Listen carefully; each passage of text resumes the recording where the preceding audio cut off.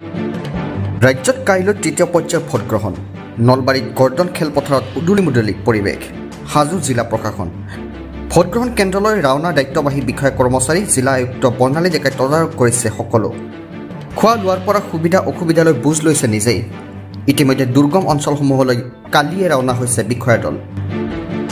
জিলাখনৰ তিনিটাকৈ বিধানসভা সমষ্টিৰ 807টাকৈ ভোটগ্ৰহণ কেন্দ্ৰত চলিব ভোটগ্ৰহণ জিলাখনৰ তিনিটা বিধানসভা সমষ্টি এইবাৰ বৰপেটা লোকসভা সমষ্টিৰ অন্তৰ্গত 6,20,901 নলবাৰীৰ ভোটাৰে বৰপেটা লোকসভা সমষ্টিত প্ৰতিদ্বন্দ্বিতা আগবঢ়োৱা 14জন প্ৰাৰ্থী নিৰ্ণয় কৰিব ভাগ্য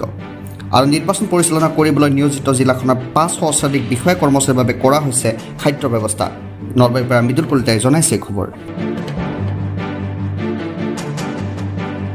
আমি ভালেই পাইছোঁ ঠিকেই আছে ডিচিপ্লিনটো চলি আছে অসুবিধা পোৱা নাই ব্যঞ্জন কি কি আছে মাছ আছে মানে মুড়ি ঘণ্টা আছে দালি তৰকাৰী আৰু পাপৰ কেনে ব্যৱস্থা আছে নাই ঠিকে আছে সুন্দৰভাৱে চলি আছে একো খামখেয়ালি বৰ্তমান পোৱা নাই সুন্দৰভাৱে চলিছে